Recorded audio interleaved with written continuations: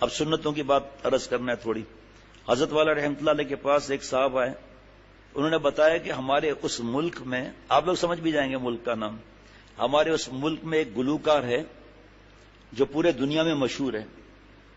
تو سال میں ایک فیسٹیول لگتا ہے, جو اس کی نقل پوری کرتا ہے تو جوری بیٹھتی ہے, $1,00,000 کا نام ملتا ہے, $1,00,000 کا نام.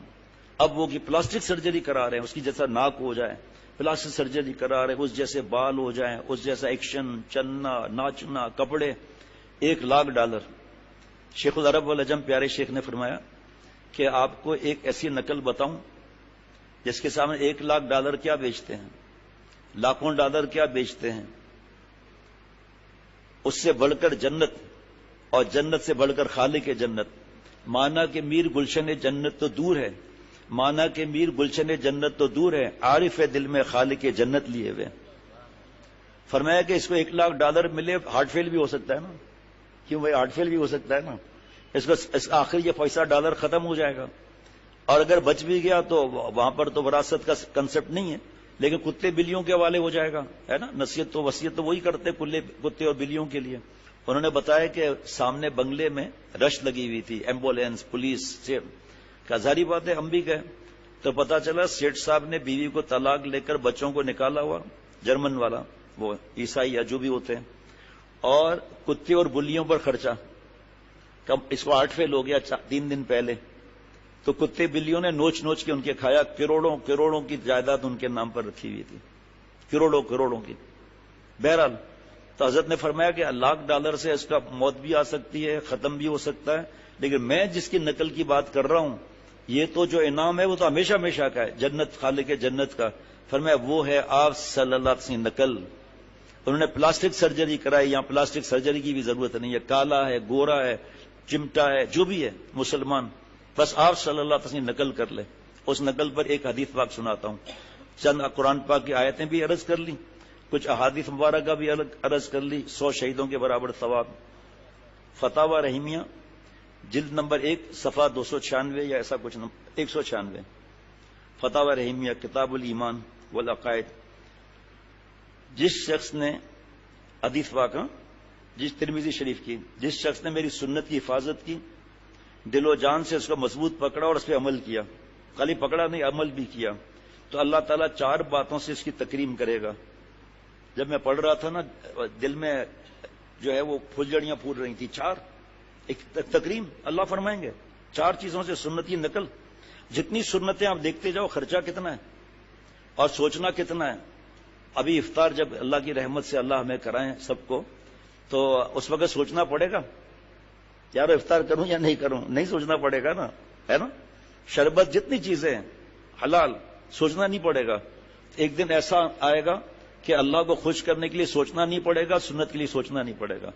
جیسے نہانا, ٹوتھ پیسٹ کرنا روزے کے علاوہ, یہ سب چیزوں میں سوچنا نہیں پڑتا, یہ خود بخود انسان کا دل کرتا ہے. جیسے آپ گھڑی دیکھیں جناب, اس گھڑی کے اندر بیٹھا ہوا ہے گھڑی والا صاحب, مینوفیکچرر صاحب بیٹھے ہوئے ہیں, تو ایک گھڑی ان کے دکھائی رشتہ دار نے مجھے, جس میں ملتی ہے, کوئی نئی بات نہیں ہے, میں نے پہلی دفعہ دیکھی تھی. اس میں چرخیاں جو ہوتی ہیں نا ڈائل, وہ چل رہے تھے, 3 یا 2 جو بھی تھے وہ چل رہے تھے, سیکنڈ, پھر منٹ, پھر گھنٹے, ہے جی, پھر تاریخ کا بدلنا. تو پتا چلا کہ وہ چرخی کے اندر ایسے ایسے بنا ہوا ہے. تو ایک دفعہ آ گئی, کوئی لائٹ بھی اس میں کرنٹ بھی نہیں تھا, ایک دفعہ ایسی آ گئی چرخی پھر خود چلنے لگی. ایسا ہی ہے, کیونکہ نئی بات نہیں بتا رہا ہوں. تو سنت کی اتباع بھی ایسا ہی ہے. پھر اللہ کی رحمت سے چند دن کے بعد سوچنا نہیں پڑے گا کہ اٹھنے کے بعد آنکھیں مل کر, اور پھر استغفار بھی پڑھنا ہے. یا اللہ میں رات کو اٹھ نہیں سکا, مجھے معاف فرما دیجئے. یا حضرت والا فرماتے تھے, غالباً حضرت تھانوی رحمۃ اللہ علیہ کی بات ہے, بڑے حضرت رحمۃ اللہ علیہ کی بات نہیں. ہاں, حضرت مجدد نے فرمایا ہر آدمی کی آنکھ کبھی کبھی کھلتی ہے, کبھی کبھی آنکھ کھلتی ہے. اس وقت اٹھ کے بیٹھ جاؤ 1 منٹ کے لیے, اللہ کو یاد کر کے سو جاؤ, اور میں دیکھنا دل میں کیا نور محسوس ہوتا ہے. اور 4 انعام سنت پر عمل کرنے کے. 3 بار تو کوئی ماشاءاللہ نہیں کہتا, 4تھے بار سب ماشاءاللہ کہتے ہیں. ڈاکٹر ظہور میاں 3 بار, اب میں کہوں گا تو الگ بات ہے. نمبر 1, نیک لوگوں کے دل میں اس کی محبت پیدا کر دے گا. اللہ تعالیٰ نیک لوگوں کے دل میں اس کی محبت پیدا کر دے گا. نمبر 2 فاجر اور بدکار لوگوں کے دلوں میں اس کی ہیبت ڈال دے گا. نمبر 3 دین میں پختگی نصیب فرمائے گا. نمبر 4 اب دیکھو کیسے ماشاءاللہ آتا ہے, رزق میں وسعت اور برکت عطا کرے گا. نقل آپ صلی اللہ علیہ وسلم کی, کوئی فیکٹری کھولنے کی بھی ضرورت نہیں ہوئی, جو ہے چاہے وہ ٹھیا ہے اللہ اس میں رزق کی برکت ڈال. 4 انعام سنت پر عمل کرنے پر, اور جو سنت کی کتاب میں دیکھیں خرچہ کہاں پر ہے وہ مجھے بتا دینا. کوئی کہے کہ صاحب مسواک, اور مسواک کی سنت پر عمل کرنا کیا ہے, مسواک کے ساتھ جو نماز پڑھی 70 گنا زیادہ ثواب ہے غیر مسواک والی نماز پر. جناب کلمہ شہادت دلائے گی مسواک موت کے وقت, اور حدیث پاک کے منہ کی پاکی ہے رب کی رضا ہے. کیا بات ہے بھائی, رب کی رضا ہے. اب کوئی کہے شیخ آپ تم نے تو کہا تھا کہ کوئی خرچہ نہیں ہوتا, مسواک تو آج کل 20 روپے 15 روپے کی ہو گئی ہے. نہیں, نیم کی ٹہنی توڑے بنا کر مسواک استعمال کر لیں. اور بتاؤ کتنا خرچہ ہوا جی, جبکہ انعام کیا مل رہا ہے آپ سوچو. منہ کی پاکی رب کی رضا ہے, 70 گنا زیادہ. آج سے ہی عمل شروع ہو جائے, کیا دیر لگے گی. ہماری بہو بیٹیوں کو بھی سکھائیں. اگر آج امت سنت کے راستے پر آ جائے تو اس کی دوری حضوری سے تبدیل ہو جائے اور تمام مسائل حل ہو جائیں. شیخ العرب والعجم عارف باللہ حضرت مولانا شاکی محمد اختر صاحب رحمۃ اللہ علیہ کے اشعار ہیں, یہ فتاوی رحمیہ میں لکھے ہوئے ہیں. جناب مومن جو فدا نقش کفے پائے نبی صلی اللہ علیہ وسلم ہو, مومن جو فدا نقش کفے پائے آپ صلی اللہ علیہ وسلم قدم مبارک پر چلنا. ایک بھنگی کھڑا ہے کلفٹن کے ساحل پر, اس کی کوئی قدم پر قدم رکھے کہاں پہنچے گا یاروں, بھنگی پاڑے. اور آپ صلی اللہ علیہ وسلم کے مبارک قدم پر قدم رکھتے ہوئے کون کہاں پہنچے گا, جنت میں پہنچے گا. خالق جنت خوش ہوگا دیکھ کر آسمان سے کہ دیکھو میرے محبوب صلی اللہ علیہ وسلم نقل کر رہا ہے. ہمارے بچے کی کوئی شکل ملی ہوئی بچہ ہو تو ہم کیسے اس پر فدا ہوتے ہیں, کیسے اس کو بار بار دیکھتے ہیں. آپ صلی اللہ علیہ وسلم کی جو شکل بنائیں گے ان کے حساب سے چلیں گے, اس حساب سے بات کریں گے, زبان کے 20 گناہ سے بچیں گے, اللہ کا پیار نہیں آئے گا. اللہ نے کل بھی سنایا نا قرآن پاک سے, محبوب صلی اللہ علیہ وسلم نقل کرنی ہے. ایسے ایسے بال دیکھے میں بتاؤں گا تو پھر یہ رہ جائے گا. اگر میں بتاؤں گا تو کسی کے عیب دیکھنا گناہ ہے. نہ سامنے بیٹھے ہوئے اب میں دیکھتا رہتا ہوں کہ تصویر نہ کھینچ لے, اور اس کو دیر کتنی لگے گی, آدھا گھنٹہ بھی نہیں لگے گا, بال سنت کے مطابق ہو جائیں گے چاروں طرف برابر, یا اس طرح پھیر لیں, آدھا اس طرح ادھر پھیر لیں گے, آدھا ادھر پھیر لیں گے, بیچ میں جو ہے رکھا ہوا ہے. یہ کون سا طریقہ ہے بھائی, خود ہی بتائیں گے. ہندو ایکٹر تھا اس کا یہ تھا لباس, خود ہی بتائیں گے کہ یہودی کا یہ طریقہ ہے. اس پر حدیث پاک سننا. یہ جتنی احادیث مبارک آپ سن رہے ہیں نا, زیادہ تر میں دھیان ادھر جائے گا کہ یا اللہ 1400 برس پہلے آپ صلی اللہ علیہ وسلم نے مونچھوں کا بھی فرما دیا کہ جلد نظر آنی چاہیے. یہ بخاری شریف کی حدیث پاک میں سارے انبیاء علیہ الصلوۃ والسلام کی مونچھیں پست تھیں. میں کس کی نقل کر رہا ہوں, سکھوں کی نقل کر رہا ہوں, کس کی نقل کر رہا ہوں, ڈاکوؤں کی نقل کر رہا ہوں. تو حدیث پاک تو ہے جو جس قوم کی نقل کرے گا اس کے ساتھ معاملہ ہوگا. اور پھر اپنے آپ کو اسمارٹ بھی سمجھتے ہیں کہ ہمارے جیسی فیشن والا کوئی بھی نہیں ہے, کچھ کام نہیں آئے گا, نہ مچھیا کام آئے گی, نہ گلوا کام آئے گا, داڑھی بنا کچھ کام نہ آئے گا.